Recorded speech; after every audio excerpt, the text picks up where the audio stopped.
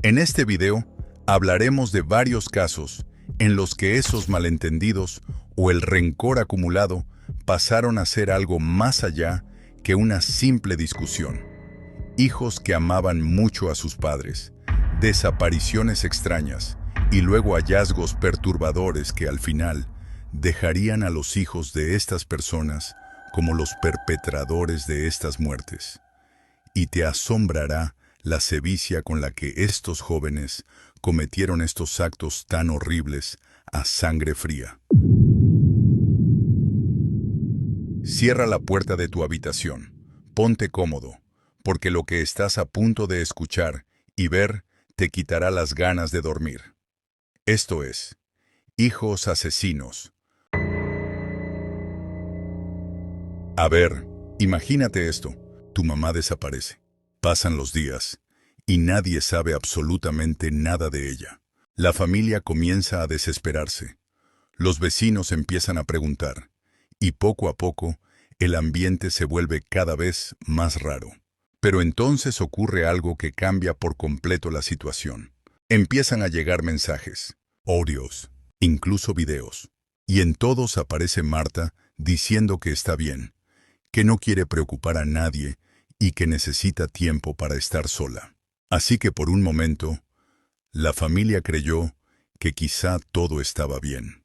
Y entre todas las personas que ayudaban a buscar respuestas, estaba su propia hija, Andreina Lamota. Antes de hablar del crimen, primero hay que entender quiénes eran las personas detrás de esta historia, porque muchas veces estos casos se sienten lejanos, como si fueran simplemente titulares de noticias o publicaciones virales en Internet. Pero detrás de todo esto, había una familia real. Marta Cecilia Solís tenía 49 años y vivía en un departamento ubicado en Sauces 9, al norte de Guayaquil, Ecuador. Entre sus vecinos era conocida como la abogada, aunque más adelante surgirían dudas sobre si realmente tenía un título profesional registrado. Era madre de 3 hijos y compartía vivienda con una de ellos, Andreina Lamota. Según personas cercanas y reportes del caso, Marta era una mujer de carácter fuerte, reservada y bastante conocida dentro de su sector. Como muchas madres latinoamericanas, parecía cargar con el peso de la casa, las deudas, los problemas económicos y las responsabilidades familiares. Y justamente, el dinero comenzaría a convertirse en un problema importante dentro del hogar. Años antes, Marta y su esposo habían adquirido una deuda relacionada con la compra de un vehículo. Dentro de ese proceso, aparecía también Andreina como garante del préstamo. Aunque durante un tiempo lograron pagar las cuotas, eventualmente comenzaron los atrasos y los conflictos económicos empezaron a acumularse. Por otro lado estaba Andreina. Tenía 32 años y trabajaba en el área contable. En plataformas laborales se describía como una mujer con experiencia administrativa y tributaria, asegurando que llevaba años trabajando en temas financieros y empresariales. En redes sociales y hacia el exterior, Andreina proyectaba una imagen tranquila y seria. No era una persona extremadamente mediática ni escandalosa. Más bien parecía alguien reservada, enfocada en su trabajo y en su entorno cercano. Y algo importante en este caso es que al inicio nadie veía una relación extraña entre madre e hija. Vivían juntas, compartían el día a día.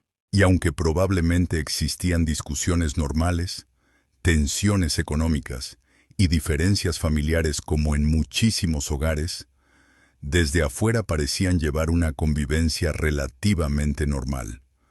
Pero no todo sería color de rosa en la relación de Andreina y Marta. Y ya entenderás por qué. Marta Cecilia Solís se encontraba en su departamento de Sauces 9, al norte de la ciudad, donde vivía junto a parte de su familia. Hasta ese momento, la rutina parecía seguir igual que siempre. No había patrullas afuera. Según las primeras versiones, Marta habría salido para atender asuntos personales, Y después de eso, dejó de responder llamadas y mensajes. Hasta más adelante. Y aunque al inicio eso no parecía tan extraño, conforme fueron pasando las horas, la preocupación empezó a crecer. Porque Marta no acostumbraba desaparecer así de la nada. Su familia comenzó a llamarla constantemente, pero nadie obtenía una respuesta clara.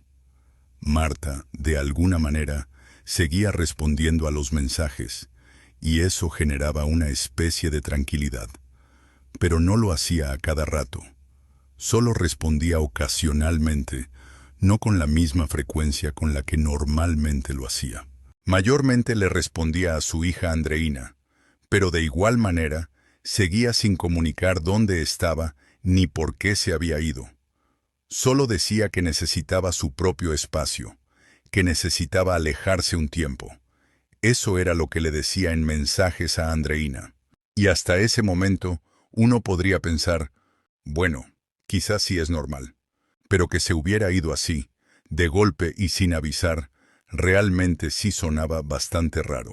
Las autoridades revisaron cámaras de seguridad, y aparentemente Marta había salido de su casa con maletas y todo.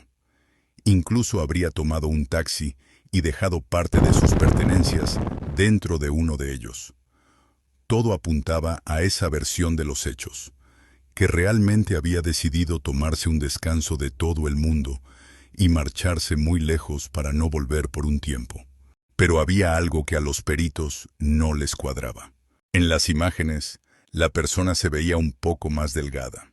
Y además, los mensajes que empezaron a llegar últimamente comenzaban a sentirse más forzados y simples, muy diferentes a la personalidad que Marta normalmente manejaba. La policía no se quedó solamente con eso, y decidió investigar más a fondo. Y más adelante se llevarían una tremenda sorpresa al descubrir lo que realmente había detrás de esos chats y videos. Por otro lado, Andreina, como siempre, estaba pendiente de cualquier novedad que pudiera comunicar su madre a través de los mensajes y ayudaba en su búsqueda. Estaba tan triste por la desaparición de su madre y la preocupación era tanta que incluso llegó a desmayarse en más de una ocasión, porque a pesar de todas las diferencias que habían tenido, Andreina demostraba querer mucho a su madre y no concebía un mundo sin el motor de su vida. O al menos eso era lo que mostraba. Días después de la desaparición, un familiar de Andreina decidió ir a visitarla para darle palabras de ánimo y consuelo. Pero ella, como estaba tan dolida, no quería recibir a nadie. Quería pasar sola su dolor. El familiar seguía insistiendo, pero Andreina se fue poniendo cada vez más temperamental con el asunto, hasta el punto de que prácticamente echó a su familiar de la casa. Y así pasó con varios familiares. A ninguno lo dejó entrar. Estaba tan firme en esa postura que no había nadie que pudiera convencerla de permitirles el acceso a su hogar. Entonces, su propia familia decidió comunicarle esta situación a la fiscalía como una novedad más dentro del caso. Pero la fiscalía, desde el primer momento, pensó, aquí algo no cuadra, y decidieron adelantar investigaciones sobre Andreina y posteriormente acceder también a su casa. Cuando las autoridades finalmente entraron al inmueble, encontraron una escena que dejó impactados incluso a los investigadores. Ahí estaba la verdad. La mujer que todos llevaban días buscando nunca había abandonado el lugar. Y en ese instante, toda la historia cambió por completo. Porque la hija que aparentemente ayudaba a buscar a su madre se convirtió en la principal sospechosa del caso. No, hombre, qué nivel de frialdad. Según el informe policial, Andreina terminó confesando el crimen en el lugar. Y algo que impactó muchísimo a las autoridades fue la manera en que lo hizo. Según la investigación y la confesión, Andreina habría esperado a que su madre estuviera descansando para atacarla dentro de la vivienda. Los reportes policiales señalan que utilizó un cable para provocarle la muerte por asfixia. Y aquí viene una de las partes más perturbadoras del caso, porque después del crimen, todo indica que Andreina intentó ocultar lo ocurrido durante varios días, mientras seguía fingiendo que su madre continuaba con vida. Las autoridades encontraron herramientas, bolsas, recipientes y diferentes objetos que, según Fiscalía, habrían sido utilizados para intentar ocultar el cuerpo y retrasar que otras personas descubrieran lo sucedido. Además, los investigadores hallaron búsquedas en Internet relacionadas con olores, descomposición y formas de deshacerse de evidencias. O sea, no estamos hablando de algo impulsivo de 5 minutos. La policía sostiene que hubo acciones pensadas para tratar de sostener la mentira el mayor tiempo posible. Y quizá una de las cosas que más impactó a los investigadores no fue solamente el crimen en sí, sino la aparente tranquilidad con la que Andreina continuó actuando después de todo. Mientras la familia buscaba desesperadamente a Marta, dentro de ese departamento ya se escondía una realidad completamente distinta. Pero esto no terminaría aquí.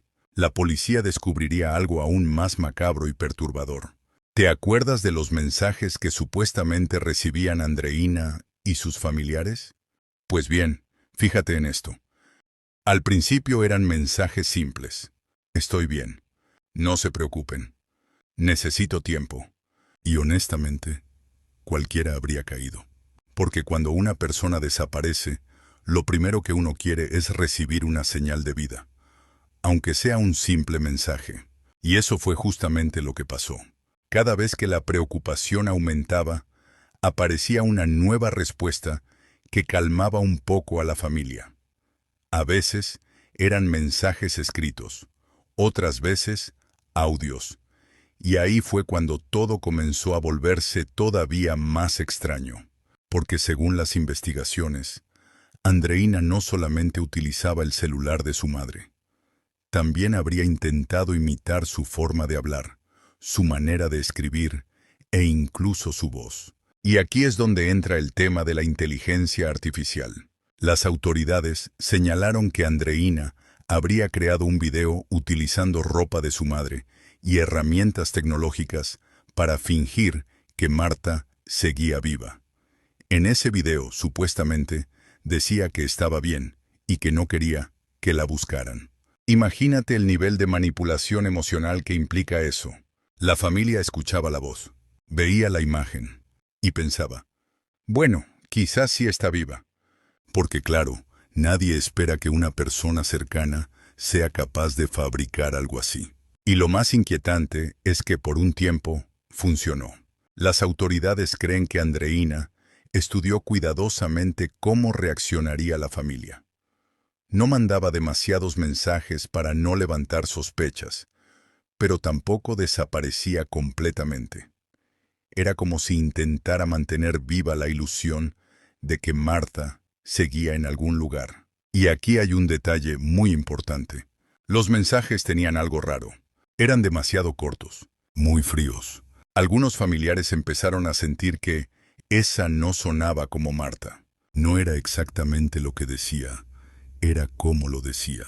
Porque cuando conoces a alguien toda la vida, reconoces su manera de escribir, sus expresiones, hasta la forma en la que responde. Y poco a poco comenzaron a aparecer pequeñas inconsistencias. Horarios extraños, respuestas tardías, mensajes que parecían escritos solamente para detener preguntas incómodas. Pero Andreina seguía sosteniendo la historia. Incluso, según la investigación, llegó a acompañar a familiares y autoridades mientras continuaban buscando a Marta. O sea, imagínate estar ayudando en una búsqueda mientras al mismo tiempo intentas controlar toda la narrativa desde el celular de la víctima. No, hombre, eso ya parece una película de terror psicológico. Y aquí es donde muchas personas comenzaron a preguntarse algo bastante fuerte. ¿Hasta qué punto la tecnología puede ayudar a manipular la realidad? Porque antes la gente decía, si me manda un audio, entonces está bien. Pero ahora, ni siquiera escuchar una voz garantiza que sea real. Y las autoridades comenzaron a sospechar precisamente por eso.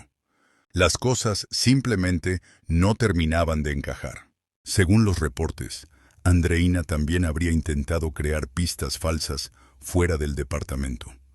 Tomó taxis utilizando pertenencias de su madre y dejó objetos dentro de vehículos para hacer pensar que Marta todavía seguía moviéndose por la ciudad. Era como construir una historia falsa pedazo por pedazo, como si quisiera fabricar una versión alternativa de la realidad. Pero toda mentira empieza a romperse cuando aparecen demasiados detalles difíciles de controlar. Porque mientras intentaba sostener la desaparición falsa, comenzaron a surgir contradicciones, comportamientos extraños y preguntas que ya no tenían respuestas convincentes.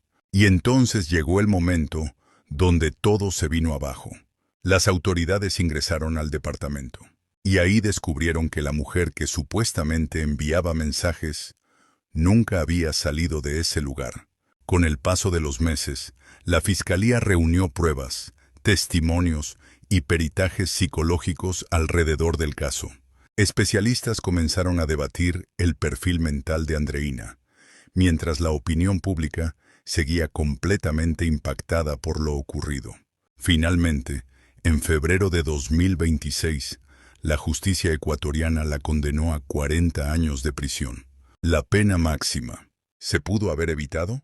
Y aquí viene probablemente la pregunta más difícil de todo el documental. ¿Había señales antes? ¿Las denuncias anteriores debieron tomarse más en serio? ¿La familia notó comportamientos extraños y simplemente no supo interpretarlos?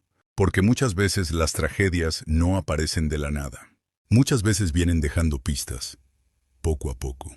Al final, este caso no solamente impactó por el crimen, impactó por la manipulación, por la capacidad de sostener una mentira, mientras toda una familia sufría buscando respuestas. Y quizá lo más aterrador de esta historia es entender que el verdadero horror no fue solamente lo que ocurrió dentro de ese departamento, sino descubrir hasta dónde puede llegar una persona cuando aprende a fingir perfectamente frente a todos. 25 de abril del 2026. Ese día Teresa Guadalupe desapareció sin dejar rastro, o al menos eso parecía. Porque mientras su familia y las autoridades intentaban entender qué había pasado con ella, alguien dentro de su propia casa, presuntamente, ya conocía la verdad.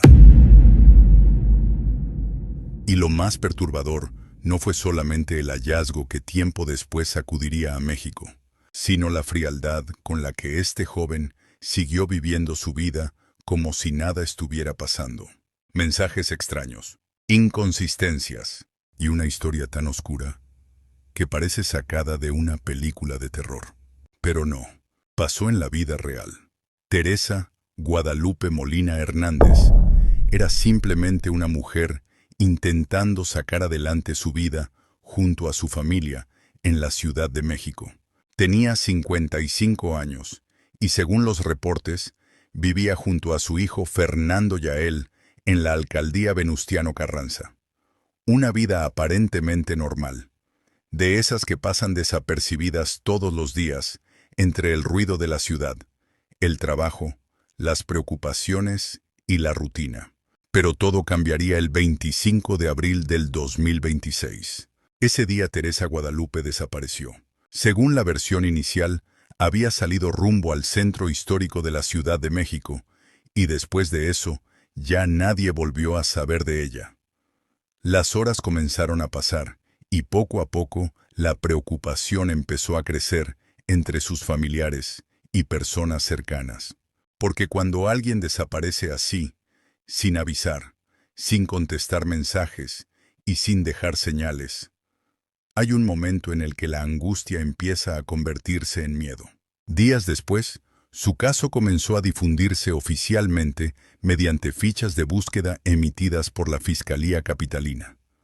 Su fotografía empezó a circular en redes sociales, mientras cientos de personas compartían la publicación esperando que alguien la hubiera visto. Y algo que llamó la atención desde el inicio fue que quien reportó la desaparición fue su propio hijo, Fernando Yael, un joven de 22 años que estudiaba en la escuela bancaria y comercial.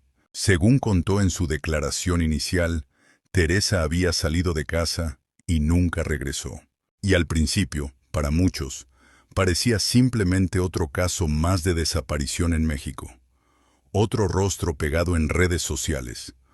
Otra familia desesperada buscando respuestas entre llamadas, mensajes y esperanzas de encontrarla con vida.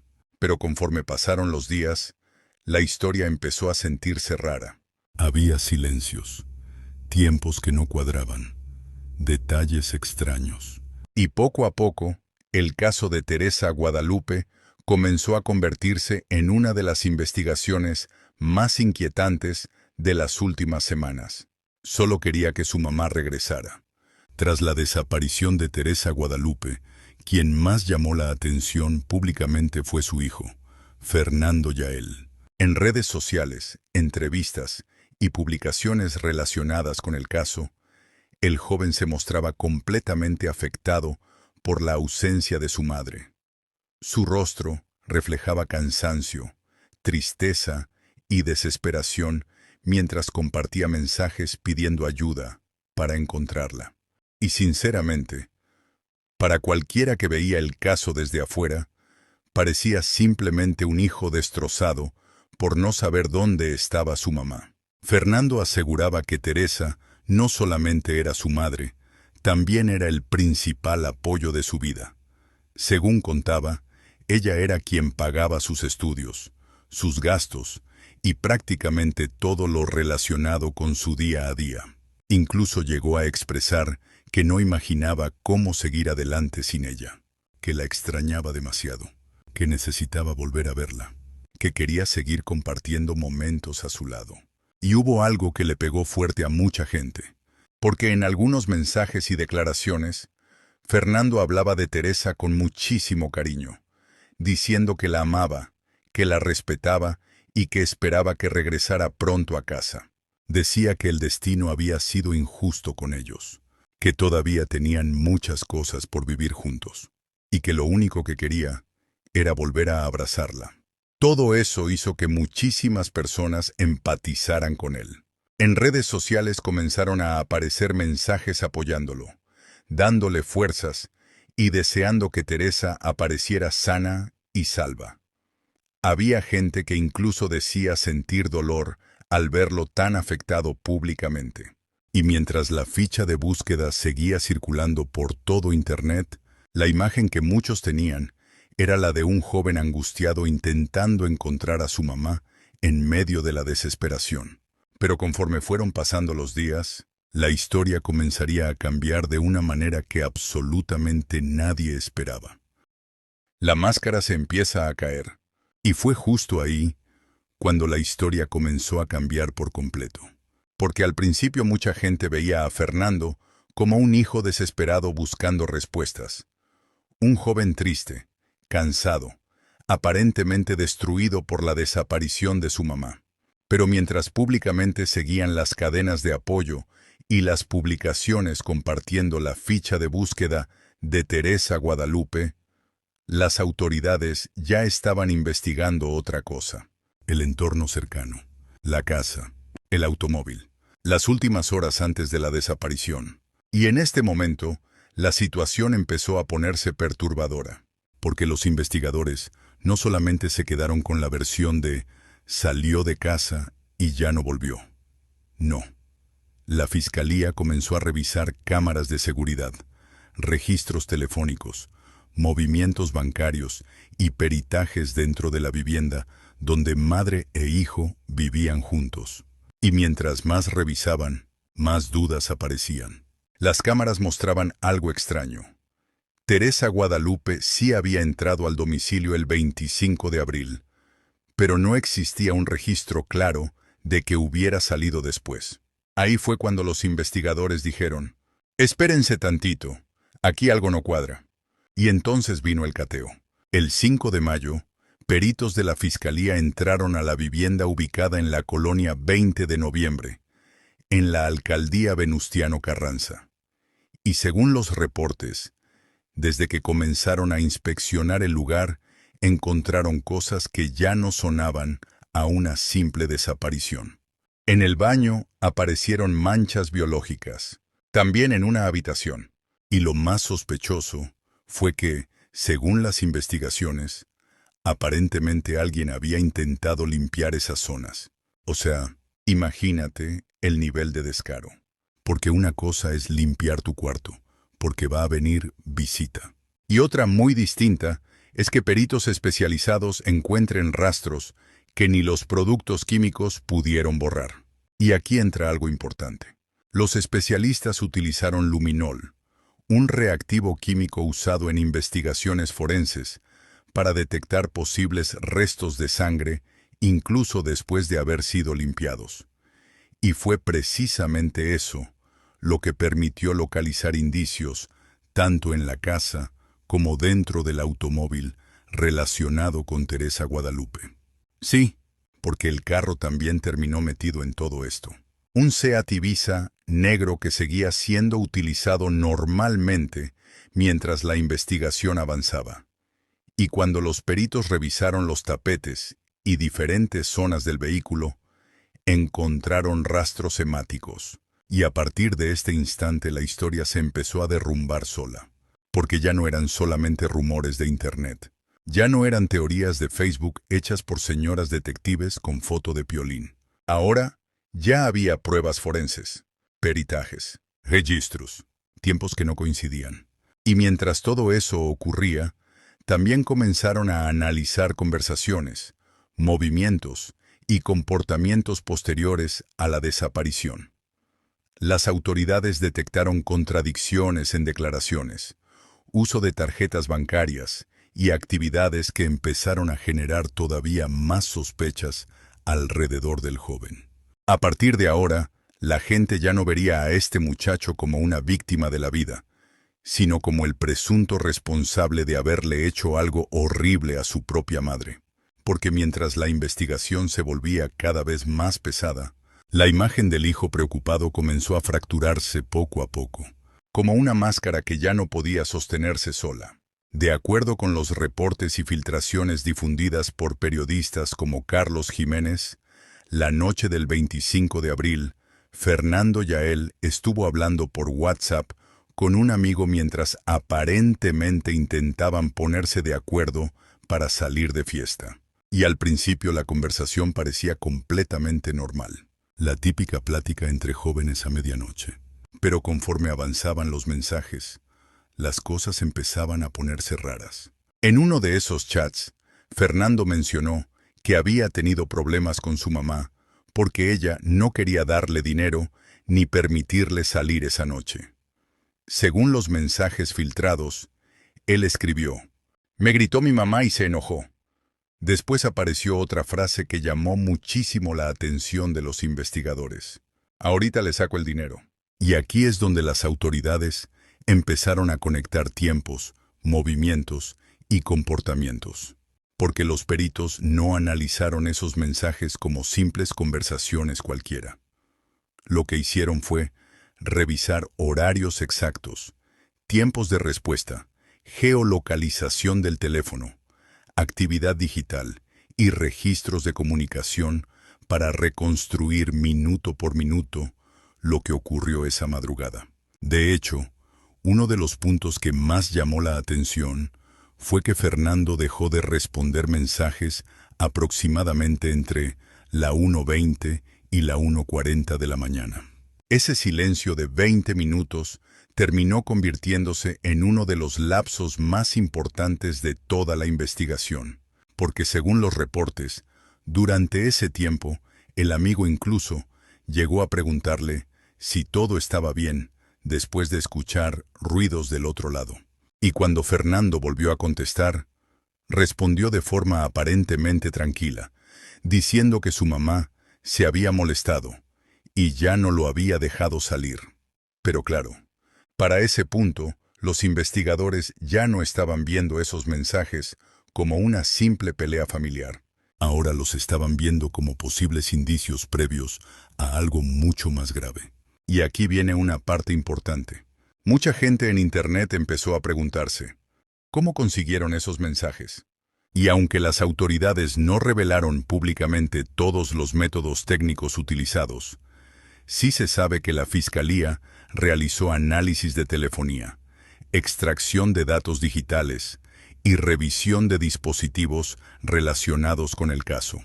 Eso significa que especialistas forenses pudieron revisar información almacenada en celulares, horarios de conexión, registros de llamadas, movimientos digitales y conversaciones vinculadas a la investigación.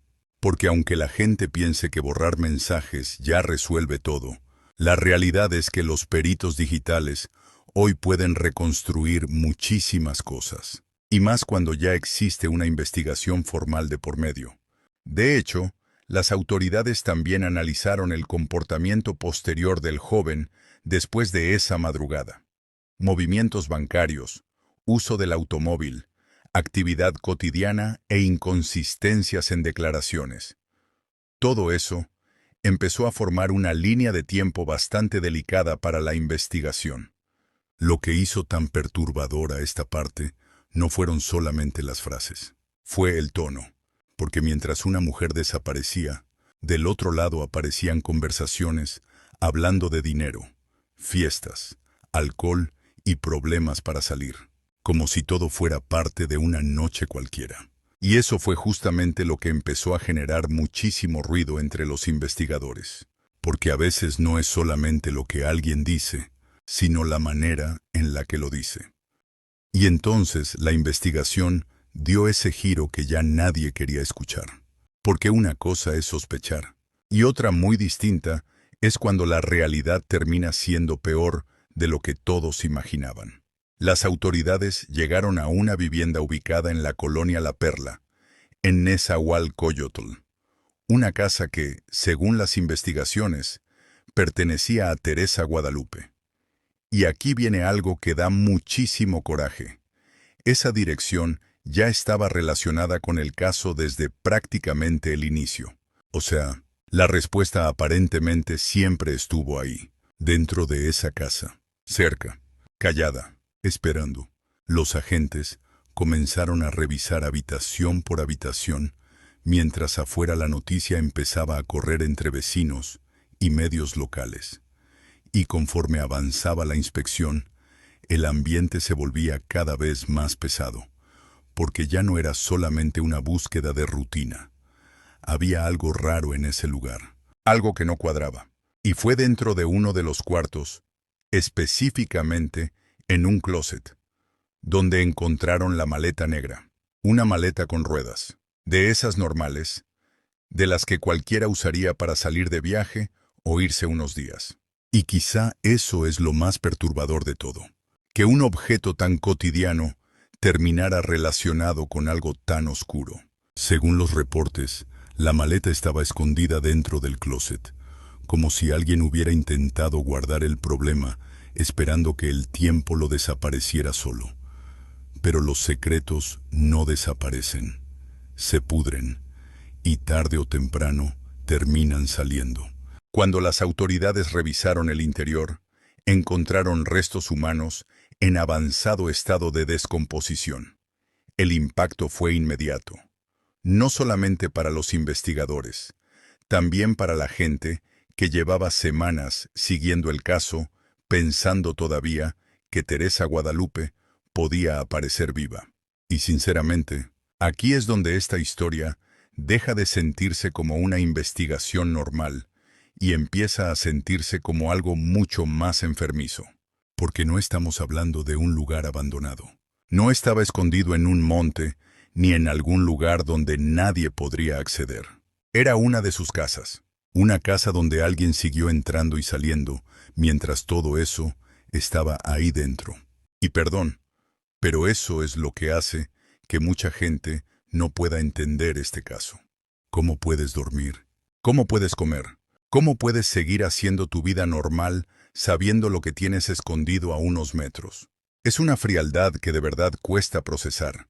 Y mientras la noticia explotaba en redes y noticieros, también comenzó otra ola de indignación, porque varios periodistas señalaron que la Fiscalía ya tenía conocimiento de esa vivienda desde semanas atrás, pero los restos no fueron localizados sino hasta mucho después.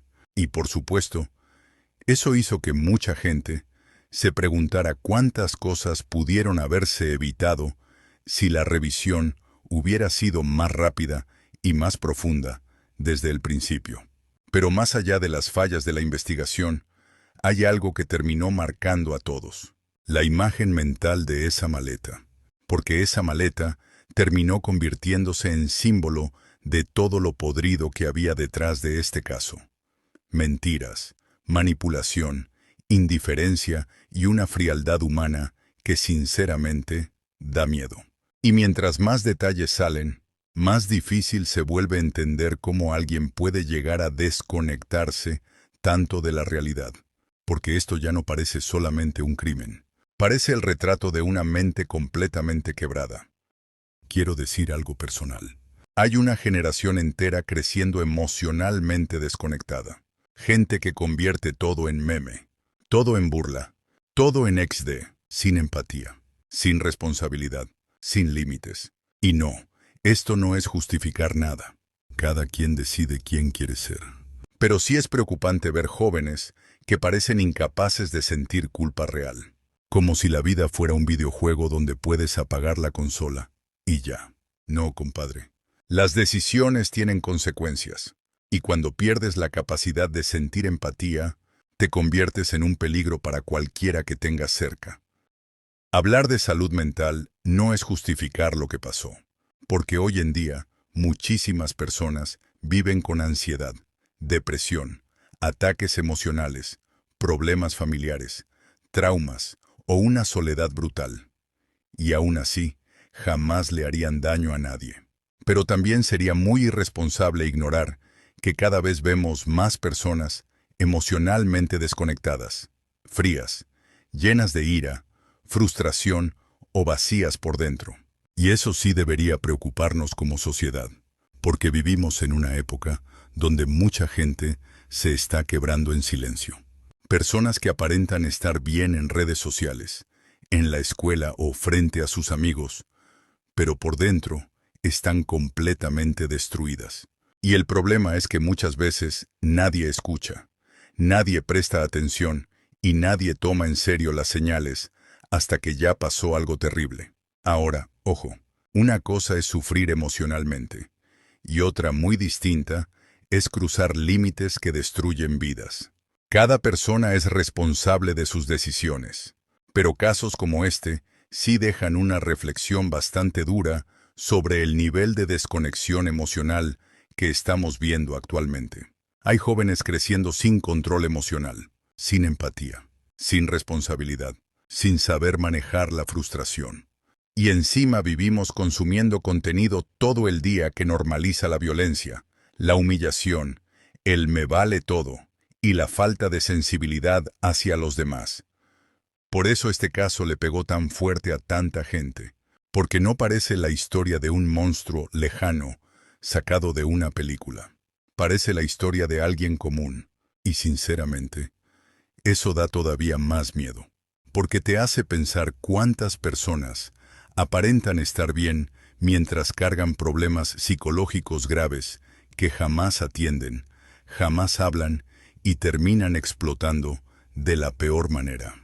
Y quizá una de las cosas más importantes que deja este caso es entender que la salud mental sí importa. Pedir ayuda no te hace débil. Hablar las cosas no te hace menos hombre ni menos persona. Y aprender a controlar tus emociones puede literalmente evitar tragedias.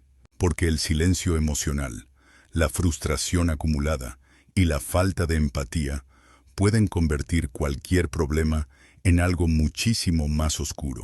Sinceramente, mientras más salen detalles de este caso, más difícil es entender cómo alguien puede llegar a ese nivel de frialdad.